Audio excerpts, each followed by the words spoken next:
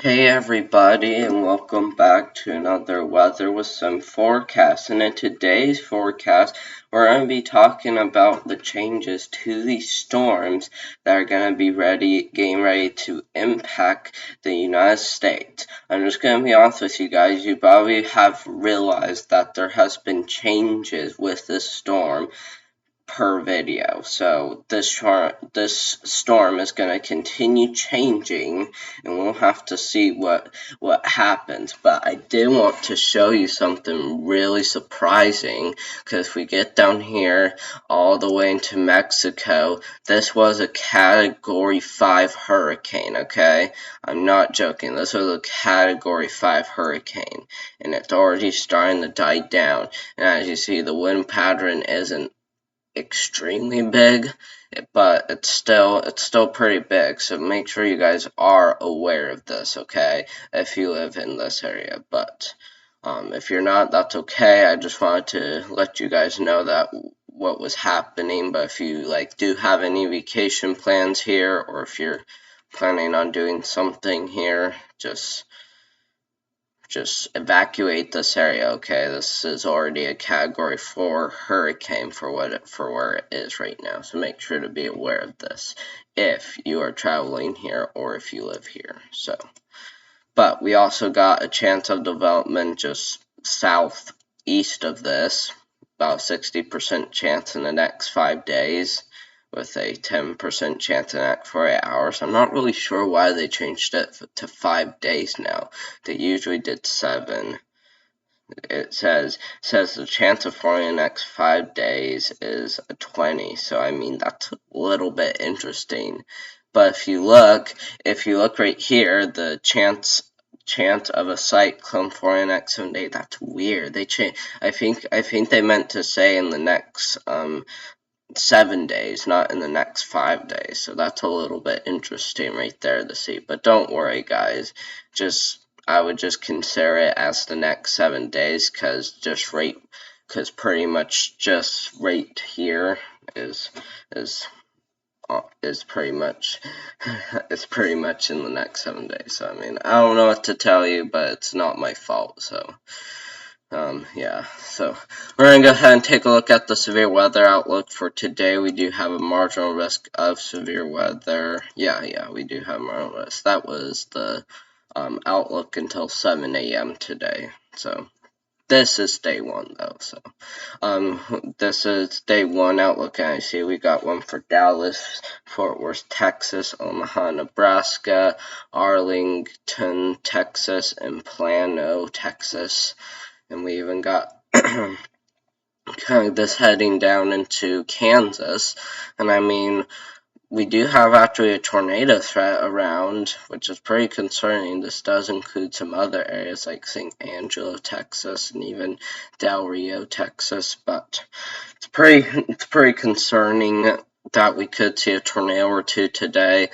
I don't know if I'm going to be going live for this or not, but there's something also surprising. I might also go live first, so make sure you guys are aware of that when I show you it. But we do have a wind threat for both areas, and we even have a hail threat for both areas too as well.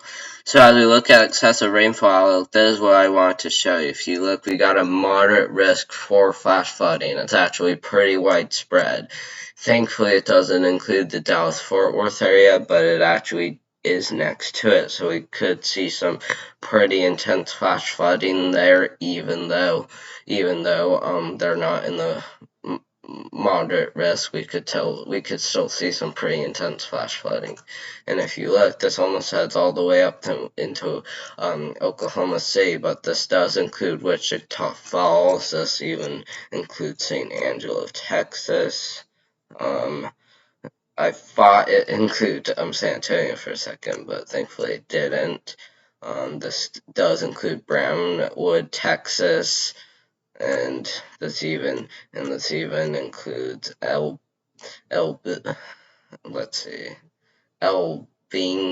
I think that's Elbing, something like that. But yeah, we got this moderate risk around, so make sure you guys are. Excuse me, I'm still a little bit congested, but just just don't worry about that throughout the video. But we even got a marginal risk up here across southern Minnesota into Wisconsin. Cloud persistence and outlook, that is what we're really concerned about. So 6 to 10 day outlook, we do have almost 100% chance of below average temperatures for both this blue and this blue right here. This one does head into the Ohio Valley, so it's a little bit concerning, but we could even be talking about below average precipitation again for the Ohio Valley, but thankfully they were seen above before. So depending on how much above average they get, they may not have to deal with below average precipitation. So thankfully that's what happens. But 8 to 14 day outlook, we have a chance for below average temperatures for pretty much the same area, but instead of well below average temperatures, we're seeing kind of slightly below average. But for the western United States, we are seeing pretty well above too as well, especially over here by by San Francisco, California. That's what I meant to say. Temperature outlook, as you do see for November 1 getting into November 2, we could be talking about well below average temperatures. And if you look, this does include all the Ohio Valley getting into Mid-Atlantic, even all around. It's a very, very widespread moderate risk for well below average temperatures. This is going to be extremely concerning. Okay, I kind of complain about this sometimes, but I mean, this is definitely pretty concerning to see. And we even got this site risk pretty much continuing across southern Texas and ending here near Florida. So I mean, it's very concerning, and it's even probably goes up the East Coast too as well. Yeah. So yeah, that's gonna be pretty concerning. We could be talking about some below average temperatures for Florida. So make sure you guys do keep your eye on that. 3 to 4 third week to 4 week is from November 4 to November 7. We could be talking about some above average temperatures for the southern half of the United States, and then below average precipitation for like southeast Wyoming and in the western Colorado into even eastern Utah. But we do take a look at total snowfall that is anywhere from now to November 4. Okay, I'm just going to be honest with you guys, this model will keep upgrading and keep on getting farther as we keep getting throughout the video. So let's see here, we could be talking about up to 14 inches of snowfall in North Dakota. We could be talking about up to 18 inches of snow in southwest Montana. We could even be talking about it for northwest Wyoming, but we could still be talking about some pretty active snowfall for Colorado too as well. And as you see, those 1 inch amounts are getting pretty widespread across portions of the central United States, but we could still be talking about some for maybe the Ohio Valley, but we'll have to we'll have to see about that. But I did want to check that with the, let's see, for a second, I was like, does it really not do precipitation? I absolutely apologize, guys. Let's see, there we go. It does precipitation, so that's what I want to look at. This next one is precipitation, so I'm going to exit out of that and actually show you precipitation with the ECMWF model. And as you see, we continue to see precipitation growing across all this area. We could be talking about up to 2 inches of rain for all of the state of Indiana.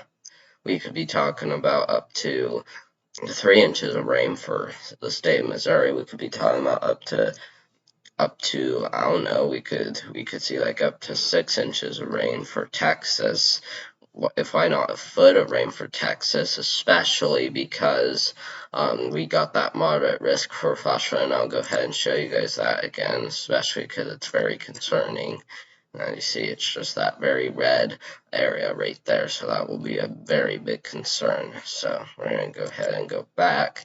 So yeah, it's very concerning. We could definitely be talking about some active rainfall. But we look at the jet stream, we'll go ahead and take this forward, and as you see, we just continue to see storm after storm after storm. We may see a pretty active one across the Ohio Valley as we get into November 5th. Which we are kind of far from, but we could still see this happen even though it's very far. So let's see, we're gonna go back near today, which was October 25th at around 7 a.m. We'll go ahead and take this forward, and as you see, we could be talking about some storms for the Great Lakes region due to that low pressure system. Same goes for the upper Midwest. So as you see, they're kind of taking this kind of track. What they're doing is they're kind of going going at a hilly angle like this, so they're kind of going like that. So they're starting from the plains and going up into the Great Lakes region for how most of them do seem to play out. But we also got this low pressure system right here appearing, and that could bring a lot of precipitation to the Ohio Valley, and then you see that will head out, and we could still be talking about some pretty warm and dry air and dry temperatures for this area. And let's see, I just want to check the 6 to 10 day outlook again, just because I want to know what this is for. It says this is for October 30th to November 3rd. So yeah, that's gonna be during that time frame, because if you look, high pressure system right here, it says from October 30th to November 3rd is what the 6 to 10 day outlook in it saying. We could see below average precipitation, and as you see, that high pressure is what's doing that, is bringing below average precipitation. So yeah, it's pretty concerning right there. So make sure you guys are aware of that, and even be aware about a big storm kind of coming in. And it looks like it just updated again. So like I said, this would continue updating, and we could be talking about an active, I don't know, maybe an enhanced risk of severe weather just because of how strong this is, but we'll have to see. But we look at the radar, as you see, we're talking about maybe some storms heading through this area. About heading through this area on October 27th, which is going to be, let's see, which is going to be Friday. And as you see, as we get into October 29th, we could be talking about kind of some weirdy thunderstorms coming through. And as you see, we'll go ahead and take this forward again. We might be talking about a big line of thunderstorms coming through on November 5th. And like I said, this could bring a risk for severe weather across this whole area right here. So we'll have to see how that plays out. We'll have to see how that plays out. Okay, so that's what's going to be the concern. But we do take a look at the dew point. As you do see, we'll continue to see temperatures die down, and we will start to see a frost advisory in effect for early Halloween around 7 a.m. And you see, as we take this forward, we'll see another frost advisory for early morning on November 1st around 7 a.m. And then we'll go ahead and take this forward again, and as you see, we'll kind of be taking a break from dew points, from freezing dew points, and then we'll likely kind of see some warmer temperatures, and then we'll start to see freezing dew points after that. But let's see, we need to go to the temperature shading. There we go. So we're going to be taking this forward, and as you see, we'll continue to see warm actual temperatures across this area. But for today's temperatures, we'll go ahead at 7 a.m. As you see, all of you guys are in the 60s and even 40s and 50s around most of these areas, with freezing across Montana, mainly Montana, but still into portions of Colorado and even the other states in the western U.S. And then we'll go ahead and take this forward. And as you see later today, we could be talking about some 60s, some 480, and some freezing across 7 p.m. today, October 25th. So make sure you guys are enjoying that warm weather, and even pleasant weather while it's around. That's definitely more enjoyable compared to freezing, but make sure you guys are being aware of that. We'll go ahead and take this forward, and then as you see, we'll see freezing temperatures around around 7 a.m. on Halloween. We'll go ahead and take this forward, and as you see, we'll see another chance for freezing temperatures on November on November 4th, on November 1st, around 7 a.m. We'll go ahead and take this forward again, and we may see some more freezing too. So, and we may even see some more freezing across this area too again on November 2. So it really just depends. But thank you guys very much for watching my video. I'm sorry my voice kind of sounds weird, but one, that's because I'm a little bit congested, and two, I'm using a different type of microphone, and that's going to be my computer audio. So thank you guys very much for watching, and have a great day. And also thanks for subscribing to my channel. I really appreciate it.